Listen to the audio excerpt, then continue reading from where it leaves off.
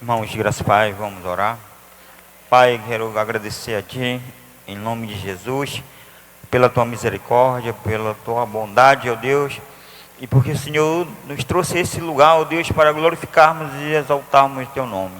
E desde já eu quero pedir pelo pastor André, Teu servo, que está na incumbência, Deus, de transmitir a mensagem nesta noite. Ó Senhor, que a grandeza do Senhor e o Espírito Santo, ó Pai, esteja, ó Deus, instruindo o Teu servo, e que a mensagem, ó Deus, da Tua palavra, ó Deus, venha impactar o nosso coração, nos ajudando, ó Deus, com mudança, transformação, para a glória e louvor do Teu santo nome. Amém. Graças e paz, irmãos. Boa noite. Como diz o irmão jubiloso, irmão santo, quantos estão jubilosos aqui? Irmãos, eu estou muito contente. Eu tenho aprendido em Mocajuba a aprender a celebrar.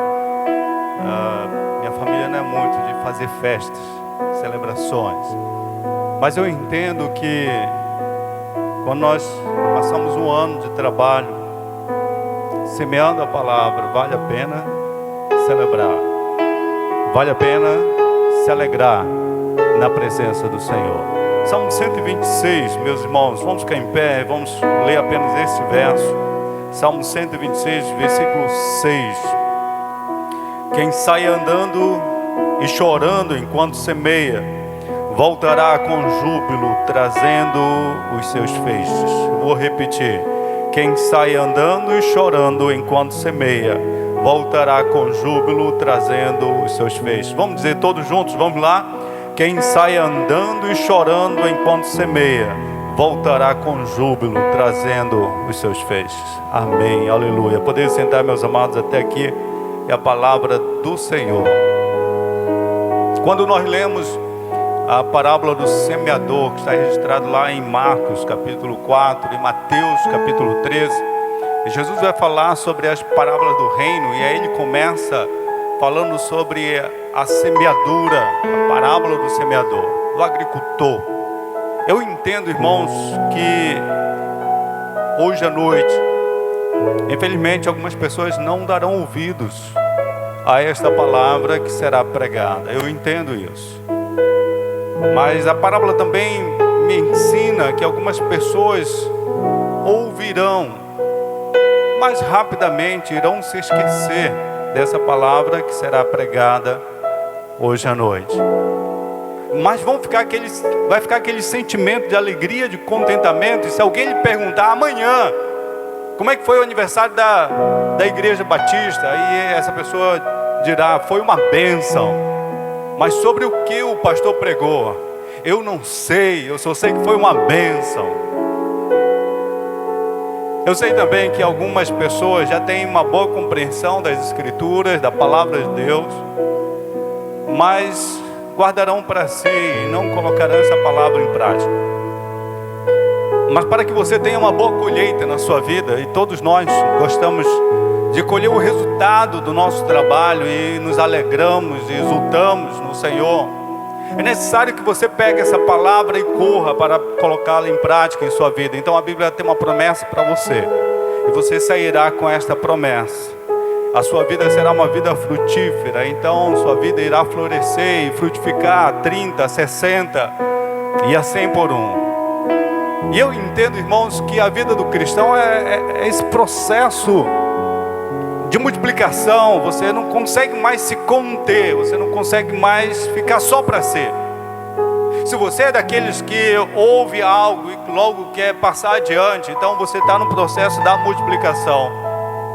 E há promessas muito grandes para aqueles que ouvem a palavra desta forma e colocam em prática. O salmista no Salmo 101, Salmo 1, ele inicia o saltério logo dizendo: pois será como a árvore plantada junto ao ribeiro de águas, a qual dá o seu fruto na estação própria, e tudo quanto fizer prosperará.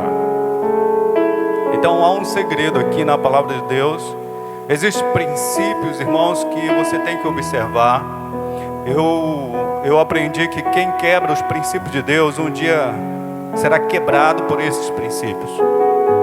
E eu quero que você guarde cada princípio. Queremos compartilhar com você, porque O Salmo 126, ele fala de um contexto histórico, de um povo, o povo de Deus, mas que quebrou todos os princípios do Senhor. Salomão, ele reinou em 930 a.C., depois dele o reino se dividiu. E passou por um período de 19 reis, mais de 300 anos, e o povo se afastou de Deus. Os juízes começaram a aceitar suborno para corromper a justiça. Os pobres eram explorados. E havia então a idolatria. E havia então tudo aquilo que desagradava os olhos do Senhor. Por um longo período de tempo. E Deus tem sido paciente, foi paciente com o seu povo. Então esse tempo acabou. Sabe por quê? Porque o povo começou a semear uma semente má. E depois colheu uma colheita maldita. E eu não quero que você, na sua vida, venha colher uma colheita maldita. Mas eu quero que você compreenda que existem princípios que precisam ser observados na sua vida. Em Gênesis capítulo 1, versículo 11, declara que enquanto houver terra, haverá um tempo de semeadura e haverá um tempo de colheita. E isso não é só no Velho Testamento, é em toda a Bíblia. Em Gálatas capítulo 6, versículo 7, o apóstolo Paulo declara: não vos enganeis, de Deus não se zomba, porque tudo que o homem semear, isso também ceifará. Então você precisa realmente semear coisas boas na sua vida. Se você não está contente com a vida que está levando, com a vida que tem, a pergunta que eu quero que você lembre ao sair daqui: o que você está semeando na sua vida? O que você está semeando na sua vida? Você pode perguntar isso à pessoa que está ao seu lado direito e à pessoa que está ao lado esquerdo. O que você está semeando na sua vida? O que você está semeando na sua vida? E eu quero que você compreenda também, dentro desse princípio da semeadura, que palavras são sementes. Sementes que são lançadas no coração das pessoas. Palavras são o que, irmãos? Palavras são sementes. Em Provérbios 15, declara que a palavra branda, ela acalma o furor. Mas a palavra áspera, ela suscita a ira. Que palavras você tem semeado? Não fique surpreso se você falar mal de alguém essa semana e logo na semana seguinte você souber que alguém falou mal de você. Logo a gente se irrita e quer logo tomar satisfação, fica aborrecido, mas você semeou. Se você semeou, qual é o princípio? Você irá colher. Isso é princípio. Quantos gostariam de ter uma vida saudável aqui? Levante a mão. Uma vida saudável, glória a Deus. Você quer ter uma vida saudável, mas o que você está semeando? Você está semeando uma comida saudável? O que você está semeando? Você tem dormido cedo? O que você está semeando? Você tem praticado exercícios? O que você está semeando para ter uma vida saudável? Você está evitando se estressar, se irritar? Você quer ter uma vida saudável? Então semeie isso na sua vida. Não adianta você pegar uma costeleta de porco, uma tigela de açaí, com um prato de feijoada e depois, Senhor, queima todas as calorias. Você colhe o que você planta. E a Bíblia declara que Deus levantou Nabucodonosor, rei da Babilônia, cercou Jerusalém, e levou Jerusalém para o cativeiro babilônico, e cumpriu-se então a profecia de Jeremias. Jeremias 25:11 declara: toda esta terra virá a ser um deserto e um espanto. Estas nações servirão ao rei da Babilônia 70 anos. O profeta Ezequiel, nesse mesmo tempo, ele declarou, Ezequiel 17:20, Estenderei sobre ele a minha rede e ficará preso no meu laço. Levá-lo-ei a Babilônia e aí entregarei em juízo com ele por causa da rebeldia que praticou contra mim, por causa da rebeldia do povo. Agora eu quero que você compreenda isso. Você não planta hoje e colhe amanhã. Você entendeu o que eu disse? Você não planta hoje e colhe amanhã. O povo passou por mais de 3 séculos fazendo aquilo que era mal aos olhos de Deus. Depois a conta bateu a porta. O povo foi levado para o cativeiro babilônico e lá deixou passar toda aquela colheita maldita e começou a buscar o Senhor. Porque lá no cativeiro babilônico eles não tinham um templo, eles não tinham um culto, não tinham um sacrifício, não tinham um sacerdote, não tinham um rei. Mas eles sim sentiam saudades desse tempo. É como o período da pandemia. Muitas pessoas chegaram comigo: pastor, eu sinto saudades daquele tempo que nós nos reunimos na igreja e que celebrarmos juntos. Ah, quanta saudade! E as pessoas que mais me disseram isso são as que mais faltam os cultos no decorrer da semana. Não é verdade? Irmãos, nós precisamos observar esses princípios para não colhermos na nossa vida uma colheita maldita. E nós precisamos aprender com o povo de Deus. Em Daniel capítulo 9, também nesse tempo, versículo 2, Daniel vai nos ensinar a cultivar a palavra de Deus. Daniel escreve, Daniel 9, verso 2: no primeiro ano do reinado, eu, Daniel, entendi pelas escrituras que o número de anos de que falara o Senhor ao profeta Jeremias, que haviam de durar as assolações de Jerusalém, era de 70 anos. Quanto tempo, irmãos? Quanto tempo, irmãos? Diga comigo: 70 anos. Quanto tempo, irmãos? 70 anos. Esse número no hebraico ele significa plenitude, porque 70 é múltiplo de 7. 7 na Bíblia é o número do quê? Número da perfeição. Isso me ensina outro princípio da colheita. Que princípio é esse? Que existe, não basta apenas você ter a semente certa. Escute com atenção, atenção. Não basta você ter a semente certa. Não basta você ter o solo certo. É necessário esperar o tempo certo. É necessário o que, irmãos? Esperar o tempo certo. Daniel compreendeu que estava chegando a plenitude dos tempos. Daniel compreendeu que o fim do cativeiro estava chegando. O tempo de Deus estava chegando para o seu povo. Quantos creem aqui que o tempo de Deus está chegando na sua vida? Glória a Deus, aleluia. A Bíblia declara em Gálatas 4:4 que Deus, na plenitude dos tempos, enviou o seu Filho ao mundo. Em 2 Coríntios capítulo 6, verso 2, Paulo declara: este é o tempo sobremodo oportuno, este é o dia da salvação. Então, não se apresse, não tome a frente de Deus, saiba esperar no Senhor. Você que levou uma vida inteira semeando palavras torpes, atitudes que desagradavam a Deus, você tem que esperar agora passar aquela colheita e começar a semear coisas boas na sua vida. Você que qualquer coisinha levantava um pé de guerra dentro de casa, você não pode esperar colher paz, porque isso fere o princípio da semeadura. A Bíblia declara: bem-aventurados os pacificadores, porque eles serão chamados filhos de Deus.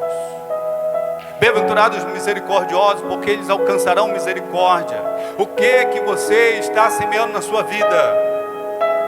Eu quero que você reflita nisso. Senhor, eu estou insatisfeito, eu estou descontente com a minha vida, mas Deus quer lhe revelar aquilo que você tem semeado na sua vida.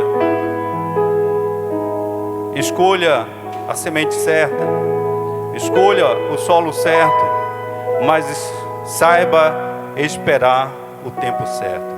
O Salmo 126, voltando para o Salmo 126, ele começa da seguinte forma: quando o Senhor trouxe do cativeiro os que voltaram de Sião, estávamos como quem sonha. Diga comigo: estávamos como quem sonha. Muito bem, agora ouça. Então a nossa boca se encheu de riso. Diga comigo: a minha boca se encherá de riso. Aleluia. Ouça. E a nossa língua de cântico. Diga comigo: Deus colocará nos meus lábios um novo cântico. Aleluia. Irmãos, esse salmo, Salmo 126, ele é paralelo com o Salmo 137, só com uma pequena diferença. O Salmo 137 é quando o povo ia para o cativeiro babilônico. O Salmo 126 é quando o povo vinha do cativeiro babilônico. E olha só a diferença entre um salmo e o outro. O Salmo 137 declara: às margens dos rios da Babilônia, nós nos assentávamos e chorávamos. Fazemos o que, irmãos? Chorávamos, lembrando-nos de Sião. Nos salgueiros que lá havia, pendurávamos as nossas harpas, pois aqueles que nos levavam cativos nos pediam canções, e os nossos opressores, que fôssemos alegres, dizendo: entoai-nos algum cântico de Sião. Como, porém, haveríamos de entoar o cântico do Senhor em terra estrangeira? Como? E agora o salmista, o Salmo 126, ele muda essa realidade. Sabe por quê, meus irmãos? Porque quando eles foram para o cativeiro, eles foram deprimidos. Quando eles foram para o cativeiro, havia um saudosismo, e eles começaram a se lamentar. E eu quero que você ouça com muito carinho o que eu vou lhe dizer. Não é para lhe irritar, não é para lhe chatear o que eu vou lhe dizer, mas escute com atenção, com todo carinho. Ficar se lamentando, ficar sentindo dó de si mesmo, não vai mudar a sua realidade, não resolve nada. Por isso que no Salmo 126, o salmista ele vai usar 3 palavras aqui fundamentais, logo no versículo 1 e verso 2. A primeira palavra é sonhar. Qual é a primeira palavra, irmãos? Sonhar. A segunda palavra é sorrir. Qual é a segunda palavra? Sorrir. E a terceira palavra é cantar. Vamos lá? Primeira palavra, sonhar. Segunda palavra, sorrir. Terceira palavra, cantar. Sonhar. Irmãos, quem está preso ao passado não consegue mais sonhar. Quem está preso a uma vida de remorso e ressentimento não tem esperança para o futuro. Alguém lhe chateou, alguém lhe ofendeu, alguém lhe magoou. Você tem 2 opções. Ou você pode guardar ressentimento dessa pessoa, acumulando mágoa e ressentimentos, rancor e raiva, ou você pode perdoar. Mas não há como você ter uma vida vitoriosa em Cristo, com uma boa colheita, preso ao passado. Só quem sonha é quem tem esperança. Só pode sonhar quem tem visão do futuro melhor. E como está escrito lá em Jeremias 29:11, eu é que sei que pensamentos tenho a vosso respeito. Pensamento de paz, para lhe dar um futuro melhor. Qual é a primeira palavra, irmãos? Sonhar. Qual é a segunda palavra, irmãos? Sorrir. Olhe para a pessoa ao seu lado, dê um sorriso a ela. Por favor, sorria para mais pessoas aí. Pessoa que está atrás de você, cutuque aí a pessoa que está na frente. Deixa ela olhar e admirar o seu sorriso. Que belo sorriso. Você acabou de semear a boa semente no coração de alguém. Amém? Quantos semearam aí um sorriso no coração de alguém? Glória a Deus. A Bíblia declara, Provérbios 17, 22, coração alegre serve de bom remédio. Quando você sorri, você sara feridas, você cura mágoas. Quando você sorri, a Bíblia declara em Provérbios 15, 13, sorriso formoseia o rosto. Sorria mais. Deus nos dá motivo para nos alegrar, não somente hoje, todos os dias. Nós nos alegramos na presença do Senhor e sorrimos. Isso glorifica a Deus. É a linguagem que Deus entende. Qual é a primeira palavra, irmãos? Qual é a primeira palavra? Sonhar. Qual é a segunda palavra? Sorrir. Qual é a terceira palavra? Cantar. Eu não vou pedir para os irmãos cantarem, eu vou deixar isso por conta do Ministério de Louvor. Mas cantar, irmãos, não depende de circunstâncias. Eu sei que muitos de vocês estavam tão tristes que não tinham vontade de cantar. Mas a Bíblia declara que Paulo e Silas cantaram na prisão. Atos capítulo 16. A Bíblia declara que antes de ir à crucificação, o Senhor Jesus cantou um hino após a ceia. Porque cantar glorifica a Deus. E Deus está muito acima das circunstâncias. E Deus está muito acima das pessoas que nos magoaram, nos ofenderam e nos perseguiram. Cantar glorifica a Deus. Deus irá colocar nos teus lábios um novo cântico. Quem canta demonstra gratidão a Deus por tudo que Deus é, por tudo que Deus tem feito e por tudo que Ele fará. Quem canta não tem tempo para murmurar, reclamar, se lamentar.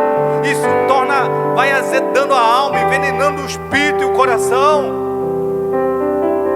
O seu coração é um solo que Deus quer colocar a boa semente, para que a sua vida venha florescer e venha dar frutos. Os nossos filhos são nossos frutos.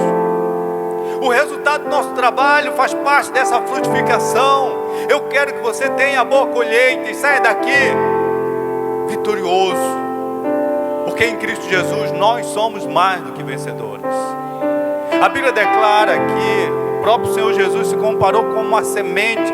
A semente caindo na terra, se ela não morrer, ela não irá florescer, ela não irá frutificar. E Ele morreu para que nós pudéssemos ser os seus frutos, para que nós pudéssemos florescer e alegrar essa vida, e alegrar esse mundo. Irmãos,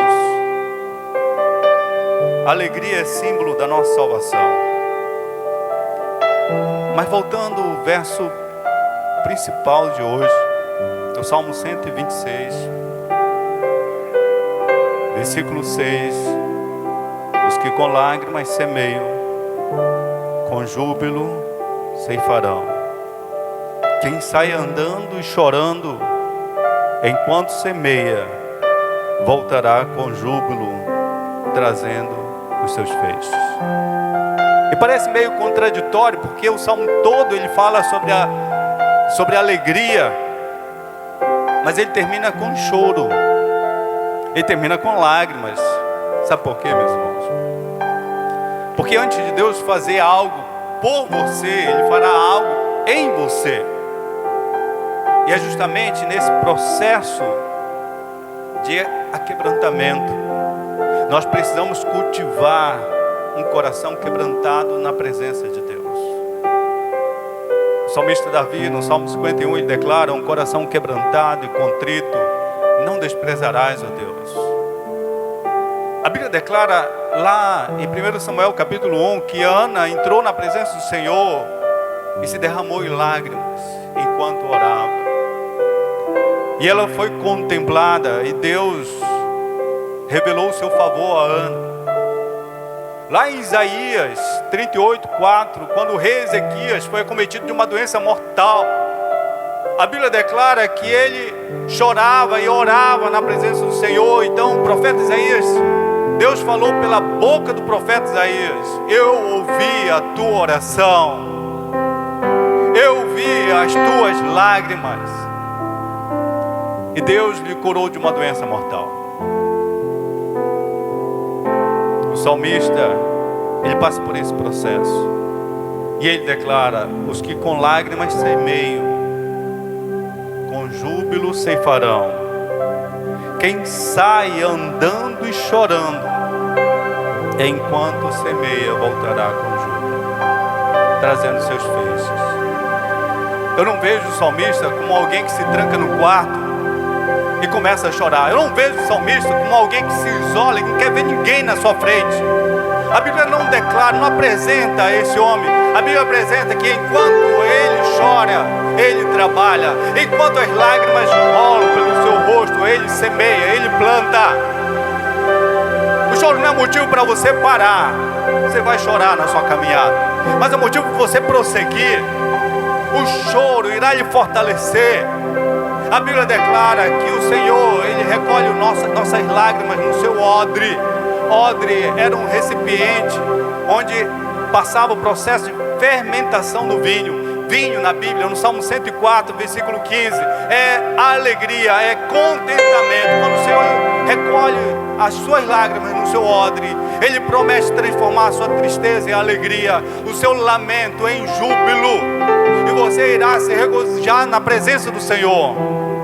Mas você não pode ficar estagnado, você não pode ficar parado. O salmista estava chorando, passando por dificuldade, lamento, dor, mas ele continuava a obra, resoluto, mesmo sofrendo os golpes da vida, as fatalidades deste mundo. Ele plantava na certeza da boa colheita, da boa semeadura. E se você chegou até aqui, é porque Deus tem ouvido as tuas orações e tem visto as suas lágrimas. E como declara o salmista, o choro pode durar uma noite, mas a alegria vem pela manhã. A promessa de Deus a mim e a você é de transformar essa tristeza, essa dor em alegria, essa enfermidade em cura. Daniel leu a palavra de Deus e disse: essa promessa é para mim. Você ouviu a palavra de Deus, semeada no seu coração, então diga comigo: esta promessa é para mim. Hoje ela se cumprirá na minha vida. Eu quero chamar o Ministério de Louvor aqui. Nós estaremos cantando novamente o hino oficial da noite. Enquanto o ministério se organiza aqui, nós estaremos cantando juntos. Você que ouviu a palavra de Deus, todas as apresentações desta noite belíssima, você que entendeu que não basta apenas chorar, é preciso se levantar.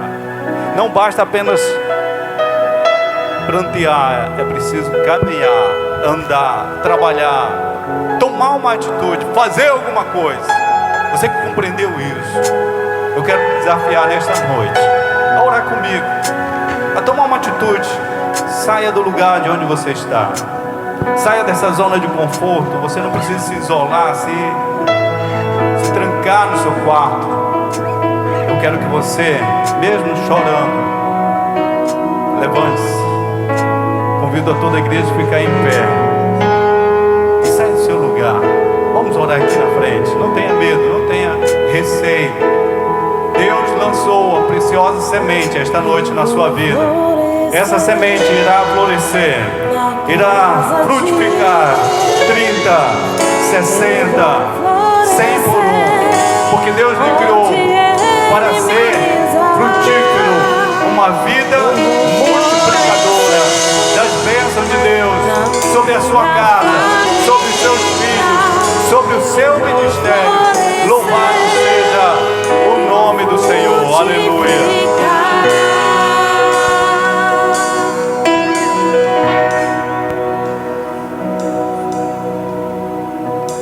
Somos chegados na palavra de Deus e ela nos mantém firmes na fé. E sobre nós está as bênçãos de Deus para florescer e frutificar. Dia da angústia e tribulação, temeremos firmes, vamos vencer,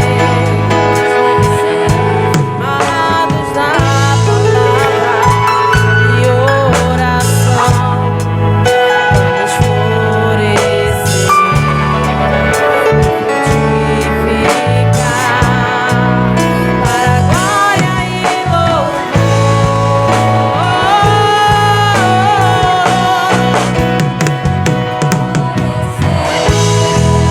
na casa de Deus. Eu vou florescer onde Ele me usar. Eu vou florescer na minha família.